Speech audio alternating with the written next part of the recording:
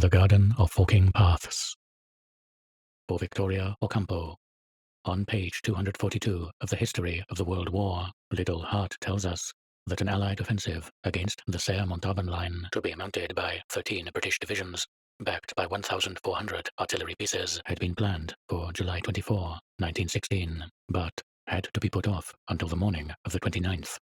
Torrential rains, notes Captain Little Hart, were the cause of that delay, a delay that entailed no great consequences, as it turns out. The statement which follows, dictated, reread, and signed by Dr. Yu Tsun, former professor of English in the Hochschule at Tsingtao, throws unexpected light on the case. The two first pages of the statement are missing. And I hung up the receiver. Immediately afterward, I recognized the voice that had answered in German. It was that of Captain Richard Madden. Madden's presence in Victor Runeberg's flat meant the end of our efforts, and though this seemed to me quite secondary, or should have seemed our lives as well, it meant that Runeberg had been arrested or murdered. Before the sun set on that day, I would face the same fate. Madden was implacable, or rather, he was obliged to be implacable.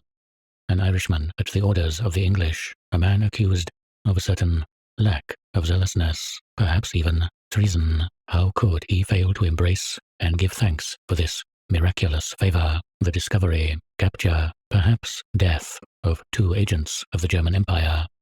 I went upstairs to my room. Absurdly, I locked the door, and then I threw myself on my back onto my narrow iron bed. Outside the window were the usual rooftops and the overcast 6 o'clock sun. I found it incredible that this day, lacking all omens and premonitions, should be the day of my implacable death. Despite my deceased father, despite my having been a child in a symmetrical garden in Haifeng, was I now about to die? Then I reflected that all things happen to oneself, and happen precisely now. Century follows century, yet events occur only in the present. Countless men in the air, on the land, and sea, yet everything that truly happens to me. The almost unbearable memory of Madden's horsey face demolished those mental ramblings. In the midst of my hatred and my terror, now I don't mind talking about terror, now that I have foiled Richard Madden, now that my neck hungers for the rope, it occurred to me that brawling and undoubtedly happy warrior did not suspect that I possessed the secret, the name of the exact location of the new British artillery park on the Anka. A bird furrowed the grey sky, and I blindly translated it into an aeroplane, and that aeroplane into many in the French sky, annihilating the artillery park with vertical bombs. If only my throat, before a bullet crushed it, could cry out that name so that it might be heard in Germany. But my human voice was so terribly inadequate. How was I to make it reach the leader's ear, the ear of that sick and hateful man who knew nothing of Runeberg and me, save that we were in Staffordshire, and who was vainly awaiting word from us in his arid office in Berlin, poring infinitely through the newspapers? I must flee, I said aloud. I sat up noiselessly, in needless but perfect silence, as though Madden were already just outside my door. Something, perhaps the mere show of proving that my resources were non-existent, made me go through my pockets. I found what I knew I would find: the American watch, the nickel-plated chain and quadrangular coin, the keyring with the compromising and useless keys to Runeberg's flat, the notebook, a letter I resolved to destroy at once, and never did, the false passport, 1 crown, 2 shillings, and a few odd pence, the red and blue pencil, the handkerchief, the revolver, with its single bullet. Absurdly, I picked it up and hefted it to give myself courage. I vaguely reflected that a pistol shot can be heard at a considerable distance. In 10 minutes, my plan was ripe. The telephone book gave me the name of the only person able to communicate the information. He lived in a suburb of Fenton, less than a half-hour away by train.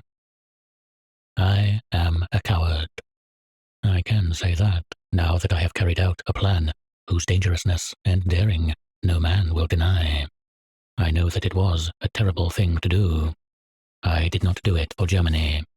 What do I care for a barbaric country that has forced me to the ignominy of spying? Furthermore, I know of a man in England, a modest man, who, in my view, is no less a genius than Goethe. I spoke with him for no more than an hour, but for 1 hour he was Goethe. No, I did it because I sensed that the leader looked down on the people of my race, the countless ancestors whose blood flows through my veins. I wanted to prove to him that a yellow man could save his armies, and I had to escape from Madden. His hands, his voice could beat upon my door at any moment. I silently dressed, said goodbye to myself in the mirror, made my way downstairs, looked up and down the quiet street, and set off. The train station was not far from my flat, but I thought it better to take a cab. I argued that I ran less chance of being recognized that way. The fact is, I felt I was visible and vulnerable, infinitely vulnerable, in the deserted street. I recall that I told the driver to stop a little ways from the main entrance to the station. I got down from the cab with willed and almost painful slowness. I would be going to the village of Ashgrove, but I bought a ticket for a station farther down the line. The train was to leave at 8:50, scant minutes away. I had to hurry. The next train would not be until 9:30. There was almost no one on the platform. I walked through the cars.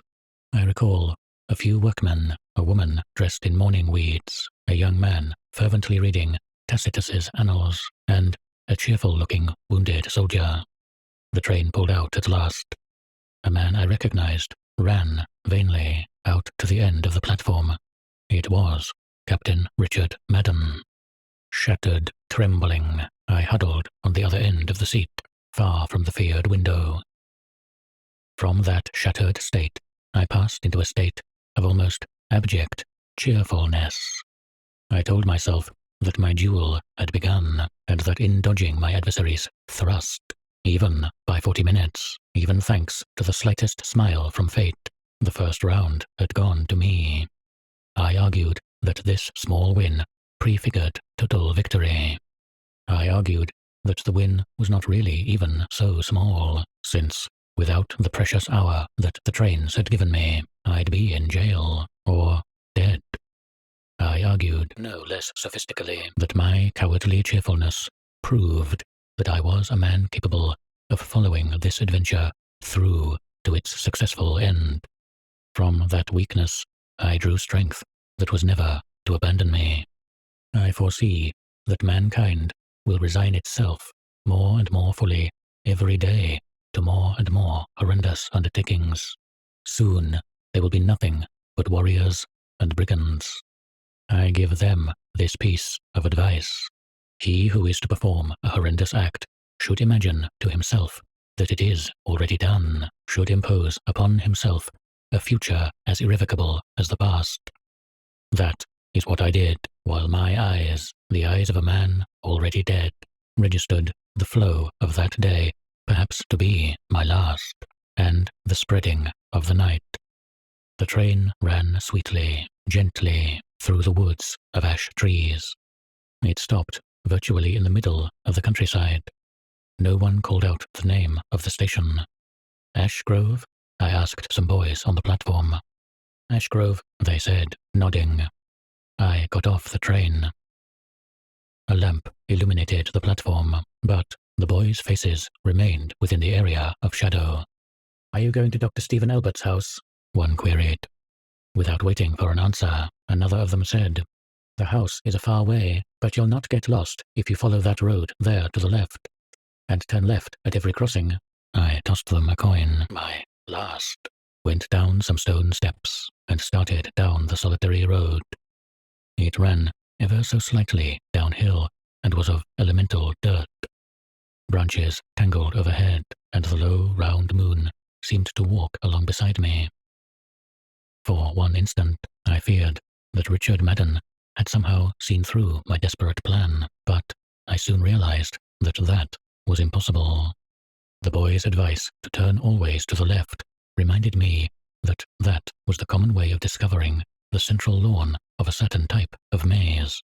I am something of a connoisseur of mazes. Not for nothing am I the great-grandson of that Tsui Pen who was governor of Yunnan province and who renounced all temporal power in order to write a novel containing more characters than the Hung Lumeng and construct a labyrinth in which all men would lose their way. Tsui Pen devoted 13 years to those desperate labors, but the hand of a foreigner murdered him, and his novel made no sense, and no one ever found the labyrinth. It was under English trees that I meditated on that lost labyrinth. I pictured it perfect and inviolate on the secret summit of a mountain. I pictured its outlines blurred by rice paddies, or underwater. I pictured it as infinite, a labyrinth not of octagonal pavilions and paths that turn back upon themselves, but of rivers and provinces and kingdoms. I imagined a labyrinth of labyrinths, a maze of mazes, a twisting, turning, ever-widening labyrinth that contained both past and future and somehow implied the stars. Absorbed in these illusory imaginings, I forgot that I was a pursued man. I felt myself, for an indefinite while, the abstract perceiver of the world. The vague, living countryside, the moon, the remains of the day did their work in me. So did the gently downward road, which forestalled all possibility of weariness. The evening was near, yet infinite. The road dropped and forked as it cut through the now formless meadows. A keen and vaguely syllabic song, blurred by leaves and distance, ran and went on the gentle mists of breeze. I was struck by the thought that a man may be the enemy of other men, the enemy of other men's other moments, yet not be the enemy of a country, of fireflies, words, gardens, watercourses, zephyrs. It was amidst such thoughts that I came to a high, rusty gate. Through the iron bars, I made out a drive lined with poplars and a gazebo of some kind. Suddenly, I realized two things. The first, trivial; the second, almost incredible. The music I had heard was coming from that gazebo, or pavilion, and the music was Chinese. That was why unconsciously I had fully given myself over to it. I do not recall whether there was a bell or whether I had to clap my hands to make my arrival known. The sputtering of the music continued, but from the rear of the intimate house, a lantern was making its way toward me, a lantern cross-hatched and sometimes blotted out altogether by the trees, a paper lantern, the shape of a drum and the color of the moon. It was carried by a tall man. I could not see his face because the light blinded me. He opened the gate and slowly spoke to me in my own language. I see that the compassionate Sei Peng has undertaken to remedy my solitude. You will no doubt wish to see the garden. I recognized the name of one of our consuls, but I could only disconcertedly repeat, the garden? The garden of forking paths. Something stirred in my memory, and I spoke with incomprehensible assurance. The garden of my ancestor, Tsui Pen. Your ancestor? Your illustrious ancestor? Please come in. The dew-drenched path meandered like the paths of my childhood. We came to a library of Western and Oriental books. I recognized, bound in yellow silk, several handwritten volumes of the lost encyclopedia compiled by the third emperor of the Luminous dynasty, but never printed. The disc on the gramophone revolved near a bronze phoenix. I also recall a vase of familiaros and another, earlier by several hundred years, of that blue color our artifices copied from the potters of ancient Persia. Stephen Elbert, with a smile, regarded me. He was, as I have said, quite tall, with Sharp features, grey eyes, and a grey beard. There was something priest-like about him, somehow, but something sailor-like as well. Later he told me he had been a missionary in Tientsin before aspiring to be a sinologist. We sat down, I on a long, low divan, he with his back to the window and a tall circular clock. I figured that my pursuer, Richard Madden, could not possibly arrive for at least an hour. My irrevocable decision could wait. An amazing life, Sweepens, Stephen Albert said. Governor of the province in which he had been born, a man learned in astronomy, astrology, and the unwearying interpretation of canonical books, a chess player, a renowned poet, and calligrapher, he abandoned it all in order to compose a book and a labyrinth. He renounced the pleasures of oppression, justice, the populous marriage bed, banquets, and even erudition in order to sequester himself for 13 years in the pavilion of limpid solitude. Upon his death, his heirs found nothing but chaotic manuscripts. The family, as you perhaps are aware, were about to deliver them to the fire, but his counselor, a Taoist or Buddhist monk, insisted upon publishing them. To this day, I replied, we who are descended from Sui Pen execrate that monk. It was senseless to publish those manuscripts. The book is a contradictory jumble of irresolute drafts. I once examined it myself. In the 3rd chapter, the hero dies, yet in the 4th, he is alive again. As for Sui Pen's other labor, his labyrinth. Here is the labyrinth, Albert said, gesturing towards a tall, lacquered writing cabinet. An ivory labyrinth, I explained. A very small sort of labyrinth. A labyrinth of symbols, he corrected me. An invisible labyrinth of time. I, an English barbarian, have somehow been chosen to unveil the diaphanous mystery. Now, more than 100 years after the fact, the precise details are irrecoverable, but it is not difficult to surmise what happened. Sui Pen must at some point have remarked, I shall retire to write a book, and at another point, I shall retire to construct a labyrinth. Everyone pictured 2 projects. It occurred to no one that book and labyrinth were one and the same. The pavilion of limpid solitude was erected in the center of a garden that was, perhaps, most intricately laid out. That fact might well have suggested a physical labyrinth. Sui Pen died. No one in all the wide lands that had been his could find the labyrinth. The novel's confusedness, of course, suggested to me that it was that labyrinth. 2 circumstances lent me the final solution of the problem. 1, the curious legend that Sui Pen had intended to construct a labyrinth which was truly infinite, and 2, a fragment of a letter I discovered. Albert stood. His back was turned to me for several moments. He opened a drawer in the black and gold writing cabinet. He turned back with a paper that had once been crimson, but was now pink and delicate and rectangular. It was written in Sui Pen's renowned calligraphy. Eagerly, yet uncomprehendingly, I read the words that a man of my own lineage had written with painstaking brushstrokes. I leave to several futures, not to all, my garden of forking paths. I wordlessly handed the paper back to Albert. He continued, before unearthing this letter, I had wondered how a book could be infinite. The only way I could surmise was that it be a cyclical or circular volume, a volume whose last page would be identical to the first, so that one might go on indefinitely. I also recalled that night at the center of the 1001 Nights, when the Queen Sheridanadze, through some magical distractedness on the part of the copyist, begins to retell, verbatim, the story of the 1001 Nights, with the risk of returning once again to the night on which she is telling it, and so on ad infinitum. I also pictured to myself a Platonic, hereditary sort of work, passed down from father to son, in which each new individual would add a chapter, or, with reverent care, correct his elder's pages.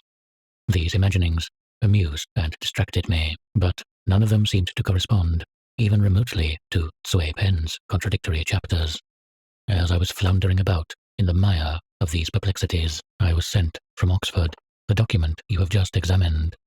I paused, as you may well imagine, at the sentence, "I leave to several futures, not to all, my garden of forking paths." Almost instantly, I saw it. The garden of forking paths was the chaotic novel. The phrase, "several futures, not all," suggested to me the image of a forking in time rather than in space. A full rereading of the book confirmed my theory.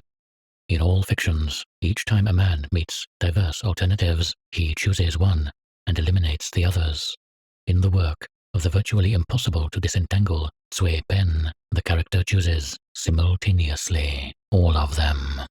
He creates, thereby, several futures, several times, which themselves proliferate and fork. This is the explanation for the novel's contradictions. Fang, let us say, has a secret. A stranger knocks at his door.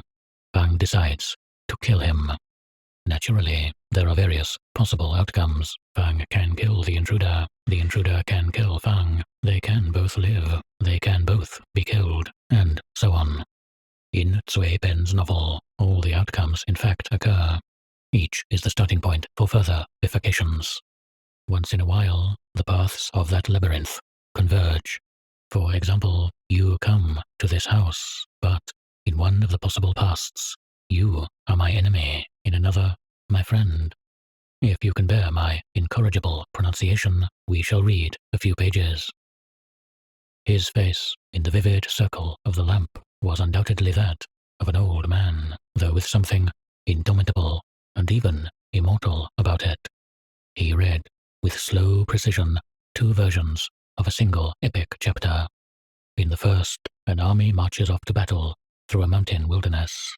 The horror of the rocks and darkness inspires in them a disdain for life, and they go on to an easy victory. In the second, the same army passes through a palace in which a ball is being held. The brilliant battle seems to them a continuation of the fate, and they win it easily. I listened with honorable veneration to those ancient fictions, which were themselves perhaps not as remarkable as the fact that a man of my blood had invented them, and a man of a distant empire was restoring them to me on an island in the west in the course of a desperate mission. I recall the final words, repeated in each version like some secret commandment. Thus the heroes fought, their admirable hearts calm, their swords violent, they themselves resigned to killing and to dying. From that moment on, I felt all about me and within my obscure body an invisible, intangible pullulation, not that of the divergent, parallel, and finally coalescing armies, but an agitation more inaccessible, more inward than that, yet one army somehow prefigured. Albert went on, "I do not believe that your venerable ancestor played at idle variations. I cannot think it probable that he would sacrifice 13 years to the infinite performance of a rhetorical exercise. In your country, the novel is a subordinate genre. At that time, it was a genre beneath contempt. Sui Pen was a novelist of genius, but he was also a man of letters, and surely would not have considered himself a mere novelist. The testimony of his contemporaries proclaims his metaphysical, mystical leanings, and his life is their fullest confirmation. Philosophical debate consumes a good part of his novel. I know that of all problems, none disturbed him, none gnawed at him, like the unfathomable problem of time. How strange, then, that that problem should be the only one that does not figure in the pages of his garden. He never even uses the word. How do you explain that willful omission?" I proposed several solutions, all unsatisfactory. We discussed them. Finally, Stephen Albert said, "In a riddle whose answer is chess, what is the only word that must not be used?" I thought for a moment. "The word chess," I replied. "Exactly," Albert said. "The Garden of Forking Paths is a huge riddle, or parable, whose subject is time. That secret purpose forbids Sui Pen the merest mention of its name. To always omit one word, to employ awkward metaphors and obvious circumlocutions is perhaps the most emphatic way of calling attention to that word. It is, at any rate, the tortuous path chosen by the devious Sui Pen at each and every one of the turnings of his inexhaustible novel. I have compared hundreds of manuscripts. I have corrected the errors introduced through the negligence of copyists. I have reached a hypothesis for the plan of that chaos. I have re-established, or believe I've re-established, its fundamental order. I have translated the entire work, and I know that not once does the word time appear. The explanation is obvious. The Garden of Forking Paths is an incomplete, but not false, image of the universe as conceived by Sui Pen. Unlike Newton and Schopenhauer, your ancestor did not believe in a uniform and absolute time. He believed in an infinite series of times, a growing, dizzying web of divergent, convergent, and parallel times. That fabric of times that approach one another, fork, are snipped off, or are simply unknown for centuries, contains all possibilities. In most of these times, we do not exist. In some, you exist, but I do not. In others, I do, and you do not. In others still, we both do. In this one, which the favoring hand of chance has dealt me, you have come to my home. In another, when you come through my garden, you find me dead. In another, I say these same words, but I am in error, a ghost.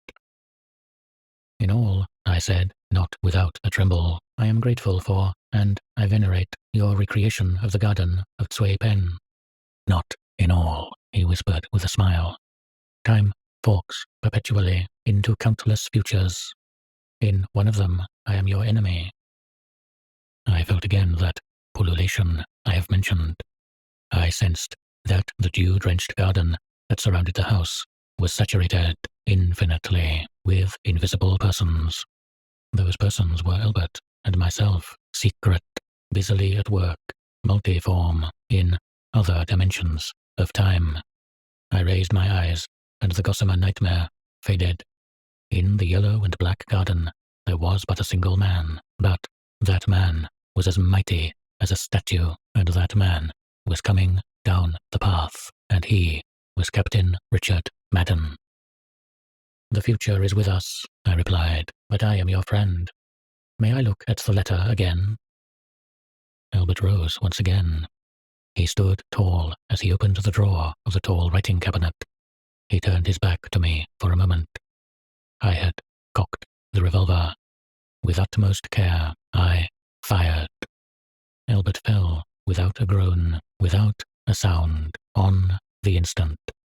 I swear that he died instantly, one clap of thunder.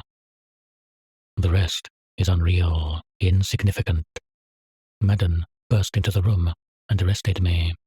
I have been sentenced to hang. I have most abhorrently triumphed. I have communicated to Berlin the secret name of the city to be attacked. Yesterday, it was bombed. I read about it in the same newspapers that posed to tell all of England the enigma of the murder of the eminent sinologist Stephen Albert by a stranger, Yu Sun. The leader solved the riddle. He knew that my problem was how to report, over the deafening noise of the war, the name of the city named Albert, and that the only way I could find was murdering a person of that name. He does not know, no one can know, my endless contrition and my weariness. Editor's note: a bizarre and despicable supposition. The Prussian spy Hans Rabener, alias Victor Runeberg, had turned an automatic pistol on his arresting officer, Captain Richard Madden. Madden, in self-defense, inflicted the wounds on Rabener that caused his subsequent death.